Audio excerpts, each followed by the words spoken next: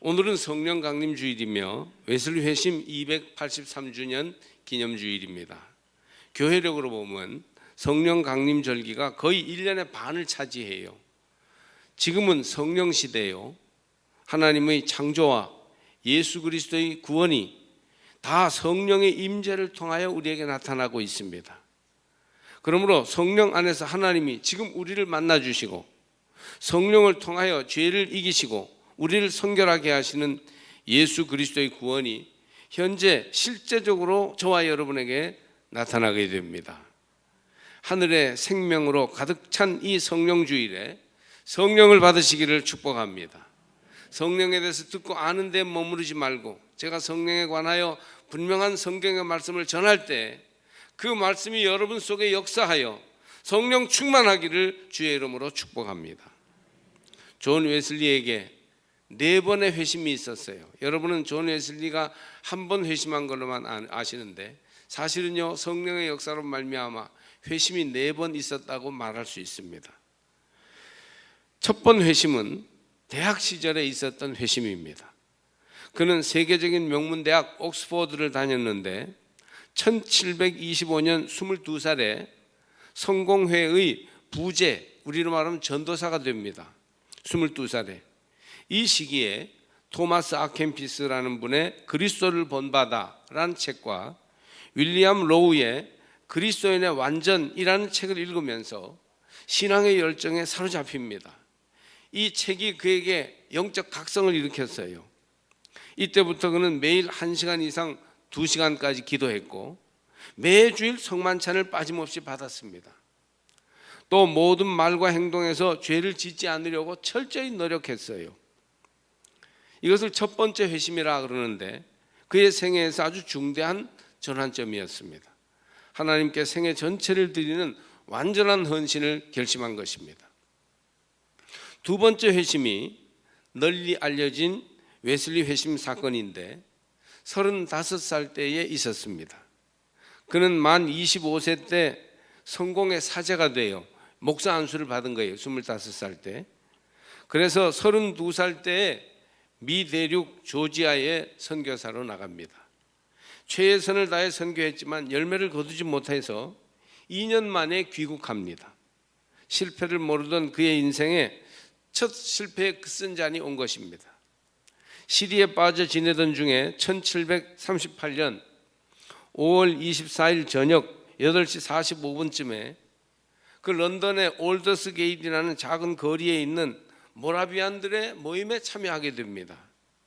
어떤 사람이 그 자리에서 루터의 로마서 주석 서문을 읽고 있을 때 믿음을 통해 하나님께서 역사하시는 변화에 대해서 설명하고 있는 동안 마음이 이상하게 뜨거워짐을 느꼈습니다. 사실 로마의 루터 주석 서문은 루터의 로마서 주석 서문은 굉장히 어려운데 길가에서 그걸 듣고 은혜를 받은 거예요. 이 부분이 웨슬리 회심의 핵심이기 때문에 원어로 그 일기에 나온 내용을 읽어드리면 I felt my heart strangely warmed 라고 되어 있어요.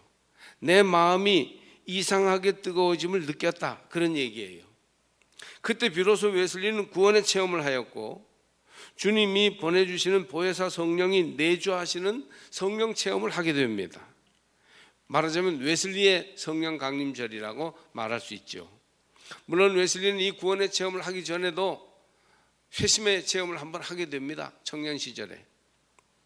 우리는 보통 두 번째 회심이나 잘해야 첫 번째 회심까지만 아는 경우가 많은데 웨슬리는 그 이후에 강한 성령의 은사 체험을 합니다. 세 번째 회심이죠. 1739년 1월 1일, 그러니까 그 전에 1738년 5월 24일 날 회심 체험을 하고 이제 한 반년 남짓 지나서 해가 바뀐 때였습니다. 새해가 된 첫날 저녁 시간에 굉장히 뜨거운 성령 체험을 하게 되죠.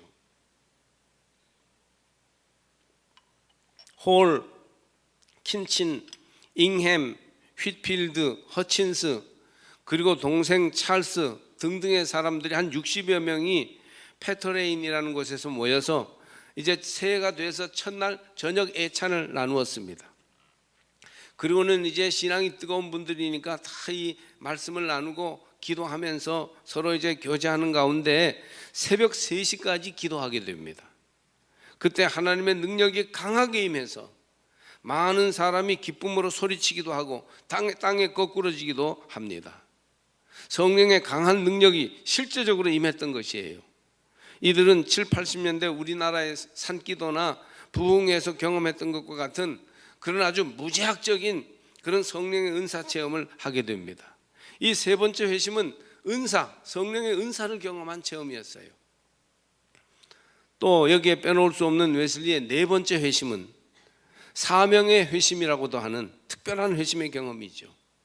거듭나고 성령의 충만함을 입은 웨슬리는 기쁨과 활력으로 교구 목회를 하게 됩니다. 이즈음 1739년 4월 1일 은사적으로 막 불받았던 체험보다 한 3달 지났을 때, 4달 가까이 지났을 때 이제 조지 휘필드가 노방 설교를 좀 하면 어떻겠느냐라는 권유를 하게 됩니다. 조지 휘필드는 계속 요한 웨슬리에게 야외로 나가서 사람들 모인 곳에서 거리에서 설교해야 된다고 얘기했어요. 그걸 계속 사양하다가 이제 노방 설교 권유에 응해서 작은 거리 모임에서 산상수훈 설교를 하게 됩니다. 웨슬리는 정규 교회를 떠나 거리로 나가 설교하는 것이 마음이 내키지 않았어요. 4월 2일 일기를 보면 이렇게 되어 있습니다. 오후 4시에 나는 상식에서 조금 벗어난 일을 하기로 하였다. 나는 도시에 접하고 있는 약간 높은 언덕에 서서 약 3,000명의 청중에게 구원의 기쁜 소식을 선포하였다. 거리 전도는요, 깜짝 놀랄 만큼 강하게 회중들을 불러일으켰습니다. 아니, 목사님이 우리가 있는 이 거리까지 와서 설교해 주시다니 사람들이요 귀를 기울이고 그 복음을 들었던 것이에요. 이때부터 웨슬리는 점잖은 교회 강단이 아닌 야외의 거리에서, 언덕에서, 광산에서 설교하면서 구원하시는 주님의 역사에 동참하게 되었습니다. 여기서 우리가 알 수 있는 것은요, 성령은 가끔 두드러지고 강하게 역사하시나 한 번만 성령 체험이 있는 것은 아니고 삶 전체를 통해 여러 번 나타납니다. 그러니까 예전에 성령의 불을 받은 경험이 있다 하더라도 다시 사모하면 다시 성령의 역사를 체험할 수 있습니다. 지금도 이 자리에서 성령이 역사하시고 이번 주간도 올해에도 여러분의 삶에 성령은 교통하시고 일하시어 움직이고 채우고 일으켜 세우시며 강하게 하시고 새롭게 하실 것입니다. 할렐루야. 이렇게 성령의 무제한적인 은혜가 우리 제일교회 성도들 위에도 임하여서 우리 교회가 안으로 밖으로 성령 충만한 교회가 되기를 바랍니다. 사도행전 2장의 예루살렘 성령 체험은 교회의 역사를 가르는 중요한 사건이었어요. 오늘 성경 말씀을 볼 때, 그리고 연관되는 사도행전의 말씀들을 상고할 때 성령의 두드러진 현상은요 3가지죠. 바람처럼 임하셨고, 불처럼 역사하셨으며, 방언이 체험되었습니다. 성령이 하시는 일은 종교적 초월의 경험이에요. 사람은 육에 속하였고 물리적인 경험 안에 머물러 있습니다. 멀고 가깝고 뜨겁고 차가우며 부드럽고 거친 것들을 보는 대로 우리는 경험하고 그 경험 안에 우리가 머물러 있습니다. 이 경험을 벗어나지 못한 채 우리가 살아갑니다. 그런데 성령은 이런 일상적이고 육체적인 우리의 경험을 초월하는 경험을 하게 해요. 영적 경험을 하게 하죠. 하나님께로 우리의 인식의 영역이 넓어지게 되는 것입니다. 성령 강림의 현장 묘사는 매우 극적입니다. 오늘 성경을 보니까 성령이 임하였을 때 거기 바람소리가 가득하고 불의 혀가 보였습니다. 120명이 모여 기도하던 사람들이 다 성령의 충만함을 받고 다른 방언으로 말하기 시작했어요. 120명이 다 기질과 성향이 같지는 않았을 것입니다. 뜨겁게 믿는 사람이 있는가 하면 차분하게 믿는 사람도 있고, 막 표현하는 사람이 있는가 하면 안으로 깊이 다지는 사람이 있고, 다 서로 달랐을 거예요. 그런데 120명이 어떻게 똑같을 수가 있었겠습니까? 그럼에도 불구하고 그날 오순절 마가의 다락방에 있었던 120명에게는 비슷한 종교적 초월 경험이 일시에 강하게 나타났어요. 잊을 수 없는 경험으로 나타났던 것이고, 그것이 예루살렘 교회를 휘어잡아서 예루살렘 전체에 하나님의 복음이 강력하게 전해질 수 있게 했습니다. 할렐루야. 우리 교회는 역사를 이어오면서 이 성령의 역사를 사모해야 합니다. 주일마다 그 예루살렘 성령 체험이 우리들의 예배를 속에서 나타나게 해야 합니다. 성령의 역사가 나타날 때 교회는 새로워지며 성도들은 힘을 얻고 이 시대에 하나님의 살아있는 역사가 나타나게 될 것입니다. 첫 번째로 급하고 강한 바람 같은 소리였습니다. 바람 소리가 왜 들렸을까요? 바람 소리는 바람이 불었기 때문에 들리는 거죠. 그런데 실제로 폭풍이 그 집안에 일어났으리라고 볼 수는 없어요. 무언가 스치는 바람 같은 강한 느낌이 있었고 소리가 있었어요. 아마 슉 하는 그런 소리가 아니었을까요? 그래서 그 후에도 교회의 역사 속에 성령 역사할 때 어떤 부흥 목사님의 여러분들이 말씀 사이에 말이죠, 슉 하는 바람 소리도 내지 않았겠는가 생각합니다. 무언가 스치는 강한 바람 같은 느낌이 있었고 소리가 있었어요. 강한 바람, 여러분은 이 경험에서 무엇을 느낍니까? 강한 바람이란 먼저 강한 힘이에요. 재작년에 미탁 폭풍이 불었을 때를 한번 떠올려 보십시오. 우리 교회에서는 플래카드를 걸었던 쇠기둥이 휘어져서 쓰지 못하게 되었어요. 보이지 않는 바람이 불었는데만 쇠기둥이 휘었다 이 말이에요. 아무리 힘센 장사가 몇 명이 덤벼들어도 그 쇠기둥을 휘게 할 수는 없어요. 깜짝 놀랄 힘입니다.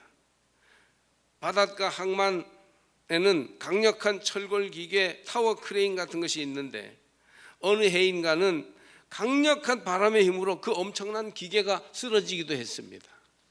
바람은요, 보이지 않지만 강한 힘을 가지고 있어요. 그래서 성령 강림절날 나타났던 바람은 강한 힘을 상징하는 것이에요. 또 바람은 뭡니까? 움직임이죠. 변화입니다. 변화. 나뭇가지들이 바람 부는 방향으로 손을 뻗치고 나갑니다. 바람이 불면 변화가 나타나고 움직임이 일어납니다. 막 그냥 가만히 있던 종이들이 막 날아가다가 나중에 물건까지 막 날아갑니다. 바람에 의해서. 바람의 방향으로 물건들이 휩쓸리는 것을 알 수 있습니다. 마음에도 바람이 불면 변화를 일으킵니다. 움직임이 나타납니다. 신바람이 나면 사람들이 어떤 방향으로 막 휩쓸려 갑니다. 일도 모임도 바람이 불어야 어려움 없이 그 일을 감당해낼 수 있습니다. 성령의 바람도 힘이요 변화였습니다. 성령 역사는 급하고 강한 바람 같은 소리가 있었습니다. 즉 변화의 힘이 나타난 것이에요. 제자들을 변화시키는 힘, 그것이 바로 성령이었습니다. 오늘도 성령의 바람이 불 때 성도는 변화되고 교회는 새로워집니다. 성령의 바람은 생명바람이에요. 죽음의 골짜기에 생명의 바람이 불면 살아 일어나는 역사가 나타나지 않습니까? 생명의 계절풍을 마시고 쏘이는 사람은 모두 죽음에서 일어나 생명을 얻을 것입니다. 하늘로부터 불어오는 급하고 강한 성령의 바람이 지금 여러분 가운데에서도 불어오기를 간절히 바랍니다.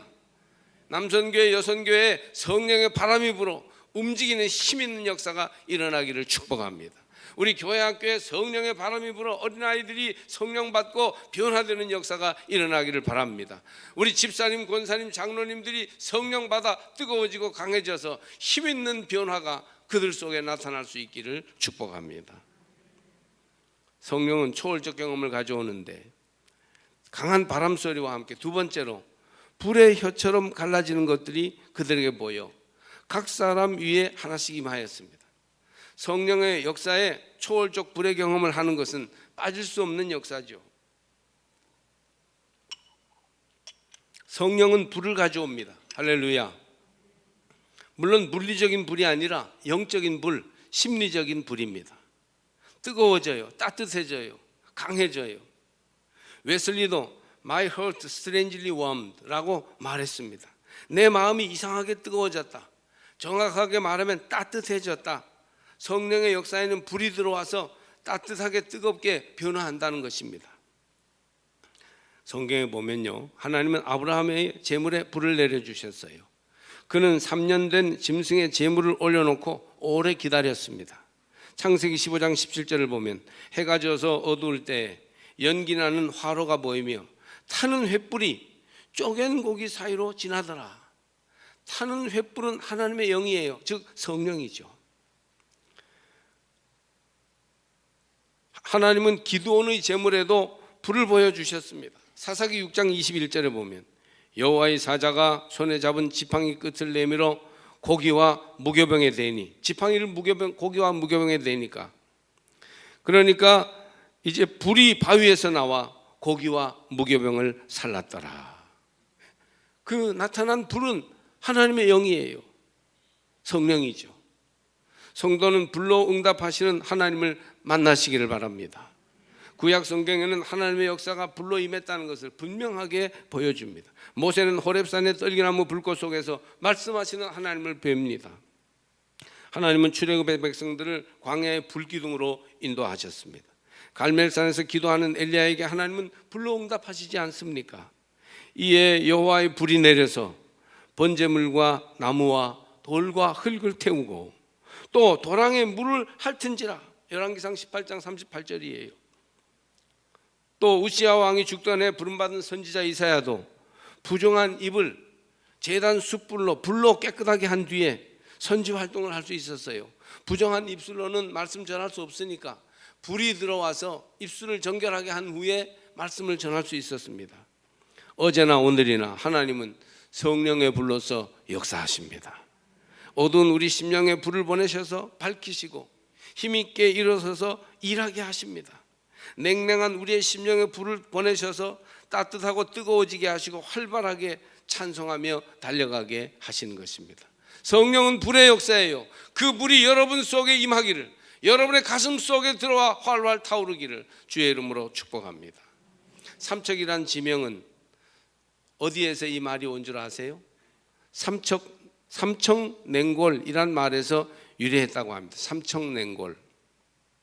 이는 외곽을 지키는 군인들이 들어와서 잠시 쉬는 별채가 불을 떼지 않아 추운 데에서 온 말이라고 합니다. 왜 삼척냉골에서 삼척이라는 지명이 왔는지 좀 더 연구하는 분들이 밝혀주시겠습니다마는 좀 썰렁한 지명이 되겠어요. 이처럼 냉랭하고 싸늘한 사람들의 마음에 불이 없으면 어찌 되겠습니까? 이 먼 서울에서 멀리 떨어진 이 땅끝과 같은 바닷가의 삼척 도시에 불이 없으면 삼척냉골인 채로 지나게 되는 거예요. 여러분, 삼척 사람들은 성령 받아야 해요. 성령의 불이 우리 가슴에 들어와야 합니다.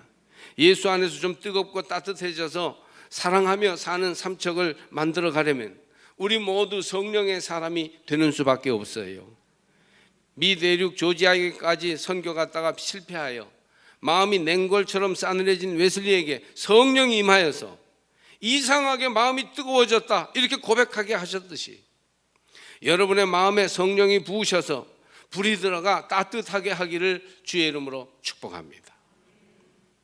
제 경험을 짧게 좀 말씀드리면 저도 성령이 역사하니 초월적 경험을 하나님이 주셨어요. 이상하게 혀가 꼬이며 방언을 뜨거운 마음으로 하게 하셨고 나도 모르게 쓰러져 있었습니다. 어느 신앙 모임에서 말이죠. 사람들은 한참 기도한 후에 정돈하고 찬송하는데 저는 잠이 든 것처럼 몸을 움직일 수 없게 입신 상태로 있었는데 마음은 편하고 사람들이 부르는 찬송 소리가 다 들렸습니다. 저는 그런 경험을 했어요. 그래서 하나님이 성령의 은사를 이렇게 부어주셨구나 그렇게 알도록 해주셨습니다. 여러분, 믿음으로 성령 역사하심을 다 받으시기를 바랍니다. 여러분의 불신앙이 성령의 불을 끄고 성령의 역사하시는 하심을 회방하는 일이 없도록 하십시오. 부흥사 빌리그레함은 현대는 하나님의 불 속을 통과해야 하는 시대라고 하였습니다. 여러 가지 시대적인 유혹이 우리를 휩쓸어가고 있기 때문에 성령의 불로 뜨거워져야만이 우리는 하나님의 사람으로 이 땅 위에서 살아갈 수 있습니다. 여러분의 심령이 따뜻해져서 사랑으로 역사하는 성도가 되시기를 주의 이름으로 축복합니다. 오순절 성령 현상 세 번째는, 첫 번째는 바람이고 두 번째는 불이며 세 번째는 언어입니다. 방언이 나타났어요. 그들이 다 성령의 충만을 받고 성령이 말하게 하심을 따라 다른 언어들로 말하기를 시작하니라. 4절 말씀이죠. 방언에 대해서는 많은 견해와 해석이 있고 어떤 때는 오해를 불러일으키기도 합니다. 방언을 아주 금지해야 한다고 주장하는 사람들도 있습니다. 성령께서 가져오는 방언은 언어의 기적이라고 할 수 있어요. 그것은 실로 풍성한 언어의 잔치였습니다. 성령 받으니까 풍성한 언어의 잔치가 벌어졌다는 거예요. 제자들은 갈릴리 촌 사람들이었는데 성령 받으니 예루살렘에 왔던 15개 지방 사람들의 말을, 외국 말을 자유롭게 할 수 있게 됩니다. 또 담대하게 언어 소통이 이루어진 거예요. 방언은 두 종류인데 천국의 비밀을 말하는 초월적 영적 언어가 있고 랄랄랄라 샤샤샤샤 못 알아듣는, 그런데 막 혀가 꼬이면서 말하게 되는 그런 방언도 방언이고, 또 하나는 사람들이 알아듣게 강하고 담대하게 명료하게 복음을 여러 가지로 말하는 전도의 말도 방언이에요. 여기서 오순절날 나타났던 방언은 천하 각국의 사람들에게 복음의 큰 일을 말하는 복음의 말이었습니다. 성령 받은 사람은 복음을 전합니다. 성령 받은 사람이라야 사람의 영혼의 문을 두드리는 전도의 말을 할 수 있고 은혜의 말, 사랑의 말을 할 수 있습니다. 기독교는 말의 힘을 정말 귀하게 여깁니다. 말 가운데 우리 신앙과 인격이 다 들어있어요. 말로 사람을 살리고 말로 죽이기도 하고 말로 사람을 성숙하게 만들기도 합니다. 우리가 살다 보면 말한 만큼 살지 못해요. 말과 행함이 같지 않아요. 언행 불일치가 문제입니다. 그래서 불신을 주고 실망시키죠. 사람들은 매일 말을 합니다. 그런데 말의 힘을 잃어버리면 사람 구실을 못하죠. 말해도 사람들이 듣지도 않고 알아주지도 않아요. 오순절에 성령이 임하여 사람들이 방언을 하게 되자 예루살렘에 소동이 일어났습니다. 그 진리의 말 방언은 큰 파장을 일으켰고 사람들의 영혼을 흔들어 그날 베드로가 설교할 때 3,000명이 회개하고 돌아오게 하는 원동력이 되었어요. 베드로가 설교한 복음의 말과 성령 받아서 방언한 것과는 다 이게 일맥상통하는 언어 현상, 언어의 능력이었던 것입니다. 실제로 12제자의 으뜸인 베드로는 무식하여 말에 자신이 없는 사람이었어요. 베드로와 요한은 원래 학문이 없는 평범한 사람이라고 사도행전 4장 13절에서 말하기 때문에 사람들에게 말하는데 자신이 없었어요. 그러나 성령 받았을 때, 성령의 사람이 되었을 때 그들은 방언을 말했으며 복음을 담대하게 선포할 수 있었어요. 하나님의 위대한 사업을 이룰 수가 있었습니다. 성령 받으니 말의 힘을 되찾았습니다. 특별히 권사님들께 제가 권면하는 것은 성령 받아서 권사님들은 말의 힘을 되찾아야 돼요. 권사님들은 성령을 꼭 받아야 되고 사모해야 되고 성령이 여러분 속에 뜨겁게 역사하여 말의 힘을 찾아야 합니다. 권사라는 직함은 권면하는 지도자라는 뜻입니다. 말로써 사람을 위로하고 격려하며 일으키는 사람이 바로 권사예요. 권사가 제 역할을 하는 곳에서는 긍정적인 여론이 형성되며 하나님께 가까이 나아가는 부흥의 역사가 일어나요. 복된 말, 진리의 말, 은혜의 말을 하게 되는 것입니다. 성령 받아서 진리의 말, 사랑의 말인 방언을 쓰는 권사들이 되시기를 축복합니다. 성령의 역사는 바람처럼 오기도 하고 불같이 임하기도 하나 많은 경우에 언어로, 말로, 말씀으로 나타나는 줄 믿습니다. 성령 받았을 때 그들이 지닌 언어적 힘은 강력한 것이었습니다. 성령 강림은 그때 제자들의 무겁게 닫혔던 입을 열게 하였습니다. 마가의 다락방에 모였던 사람들을 진짜 놀라게 한 것은 폭풍과 같은 바람소리가 아니었어요. 횃불처럼 타오르는 불의 혀도 아니었습니다. 그것은 120명의 제자들이 일제히 말하기 시작한 힘을 회복한 말이었던 것입니다. 세술에 취한 예수의 제자들은 비로소 다른 방언을 말하기 시작했어요. 말이 달라지는 것이 정말 사람이 달라지는 것이고 성령 받을 때 우리는 은혜로운 말, 하늘의 말로 세상을 변화시키고 사람을 살리는 일을 하게 될 것입니다. 제자들은 기껏해야 예수님을 3년 동행했을 뿐입니다. 너무 아쉽죠. 그 3년의 시간마저도 엉뚱한 데 관심을 가지고 예수님의 가르침과 인도를 제대로 따르지 못했어요. 말하자면 제자들은 제대로 신학 교육을 못 받았는데 예수님으로부터 직접 받은 3년 신학 교육도 딴짓하고 딴 생각하느라고 제대로 못했던 것입니다. 예수님이 인류 구원의 대업을 완성시키시려 십자가를 지실 때에도 그들은 함께하지 못하고 뿔뿔이 도망갔습니다. 너무 한심하고 어리석으며 무기력한 제자들이었어요. 고난받고 죽임을 당하신 후에 예수님은 부활하셨으나 제자들은 유대인들이 무서워 문들을 꼭 닫고 숨어 있었습니다. 그러던 제자들이 어떻게 그렇게 교회의 시대를 여는 위대한 주인공들이 될 수 있습니까? 어떻게 복음을 전할 때 하루에 3,000명이 회개하고 죽게 돌아오며 무식한 베드로가 설교하는데 말이죠. 무서운 질병과 귀신이 떠나가고 하나님을 아는 지식이 충만하게 되었을까요? 무엇이 예루살렘 교회가 그렇게 놀랍게 부흥되며 안디옥과 후에 로마와 고린도와 알렉산드리아의 예수님의 제자들이 그렇게 많이 일어날 수 있게 하였을까요? 도대체 무엇이 교회를 교회되게 했으며 박해의 칼날과 불길 가운데에서도 그리스도의 정결한 신부가 되게 했을까요? 무엇이, 도대체 어떤 것이 그런 일을 하였을까요? 성령이십니다. 성령께서 그 일을 하셨습니다. 복음의 문을 여는 위대한 교회의 시대를 가져온 것은 사람들 가운데 역사하신 성령님입니다. 성령께서 일하셨습니다. 성령이 사람을 변화시킵니다. 그 어떤 것도 타락하고 고집센 사람을 변화시킬 수 없어요. 그러나 성령이 내 마음에 찾아와서 나를 위로하실 때 우리는 깊은 위로를 경험하며 평안을 얻게 됩니다. 마음의 상처가 치유받을 수 있으며 절망과 낙심을 이겨낼 수 있는 것은 성령이 우리 속에 올 때 가능한 일이에요. 부활하신 주님은 문을 닫고 숨어있던 제자들에게 평안을 주셨습니다.